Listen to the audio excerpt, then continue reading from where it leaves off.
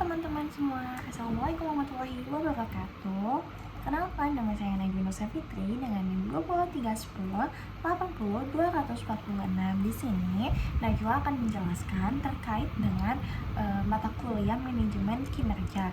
Yang pertama ada yang namanya performance definition dan measurement.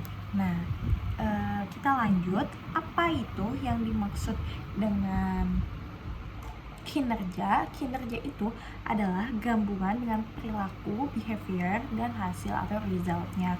Nah, kalau perilakunya itu apa yang dilakukan karyawan saat bekerja, sedangkan hasilnya adalah output atau pencapaian dari pekerjaan tersebut. Jadi kinerja itu tidak hanya dilihat dari hasil akhirnya saja, tapi juga bagaimana seseorang itu bekerja dan apakah cara tersebut sesuai dengan standar organisasi yang ada. Selain itu, kinerja juga bersifat multidimensi, yang itu terdiri dari banyak aspek, bukan hanya satu hal saja. Yang kedua ada goal oriented, hanya perilaku yang mendukung tujuan organisasi yang dihitungnya.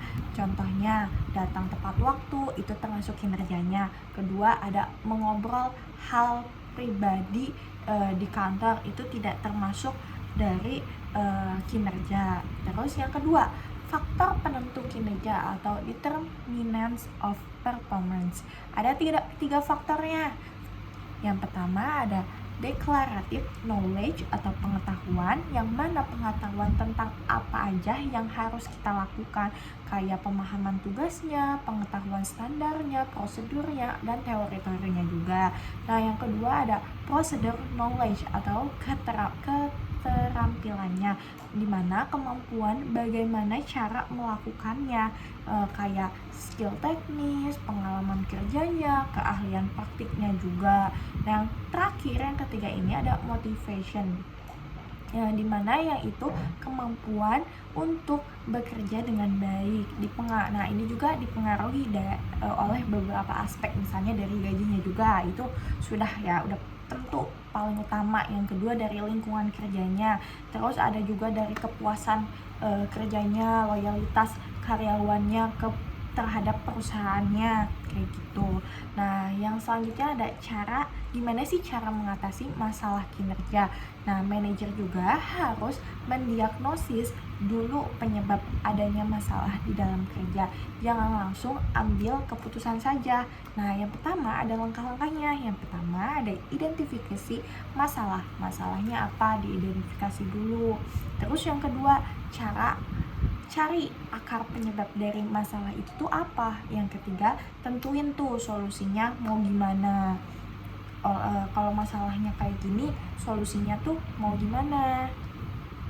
Yang selanjutnya ada faktor yang mempengaruhi kinerja. Yang pertama ada ability atau kemampuan. Ya, di sini ability itu masuk kemampuan intelektual kita atau IQ analisisnya. Yang kedua ada kemampuan fisiknya juga, itu termasuk ability atau kemampuan. Yang selanjutnya, yang kedua ada personality, itu kepribadian. Di sini kepribadian seorang karyawan tuh gimana?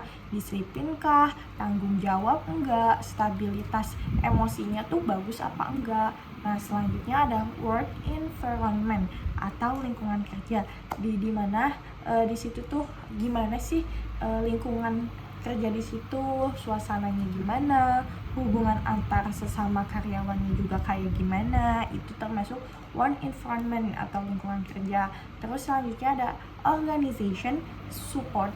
Nah, di sini ada dukungan dari manajer atau atasannya. Terus ada dukungan teknologinya tuh, komputer yang digunakan tuh sesuai atau enggak, kayak alatnya memadai enggak sih di situ tuh. Nah, yang selanjutnya ya job design atau leadership. Nah, di sini tuh pembagian tugasnya tuh jelas, kayak enggak berat sebelah, jadi adil antara karyawan satu dengan karyawan yang lain. Terus gaya leadershipnya tuh gimana, gaya kepemimpinan bijak atau enggak, adil atau enggak. Nah, selanjutnya ada dimensi kinerja atau performance dimensions. Nah, performance dimension ini terbagi Yang pertama ada task performance, di mana kinerja utama sesuai dengan job desk.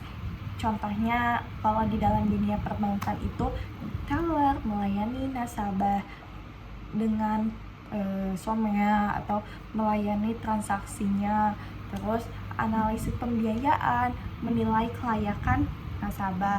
Nah, ini adalah inti pekerjaannya mereka. Nah, selanjutnya ada contextual performance, di mana kinerja tambahan yang mendukung lingkungan kerja. Contohnya membantu rekan kerja, menjaga sikap positifnya, kerjasamanya. Ini juga bikin organisasi lebih harmonis. Terus selanjutnya ada pendekatan pengukuran kinerja atau result approach, pendekatan hasilnya. Fokus utamanya yaitu dari output akhir, profit, target penjualan. Kelebihannya mudah diukur, objektif, tapi ada juga kekurangannya. Nah, kalau kekurangan itu tidak melihat prosesnya tuh gimana si karyawan itu bekerja, terus bisa mendorong cara kerja yang tidak etis juga. Nah, selanjutnya ada behavior approach. Kalau behavior approach ini pendekatan perilaku. Nah, fokus utama behavior approach ini tindakan dan proses kerjanya.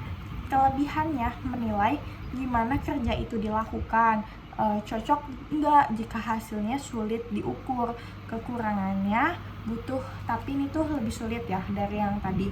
Ini tuh butuh observasi, terus dia tuh tapi lebih subjektif gitu. Terus selanjutnya ada trait approach atau pendekatan sifat. Fokusnya terhadap karakter individunya, jujurkah, disiplin apa enggak, kelebihannya mudah digunakan. Kalau yang ini kekurangannya sangat subjektif dan tidak selalu berhubungan langsung dengan kinerjanya. Jadi kesimpulan lengkapnya, kinerja adalah kombinasi antara perilaku dan hasil kerja yang relevan dengan tujuan organisasi. Kinerja dipengaruhi oleh pengetahuan, keterampilan, motivasi, serta faktor lingkungan yang dan individunya juga. Untuk meningkatkan kinerja harus tahu dulu apa sih penyebab dari masalah karyawan tersebut. Terus abis itu baru deh diberi solusi yang sesuai dengan masalah tersebut. Dan dalam mengukur kinerja itu, organisasi bisa mengukur dengan pendekatan hasil, perilaku, dan juga sifatnya. Teman-teman, mungkin sekian penjelasan dari materi yang tadi saya jelaskan. Kurang lebihnya mohon maaf. Wassalamualaikum warahmatullahi wabarakatuh. Bye bye.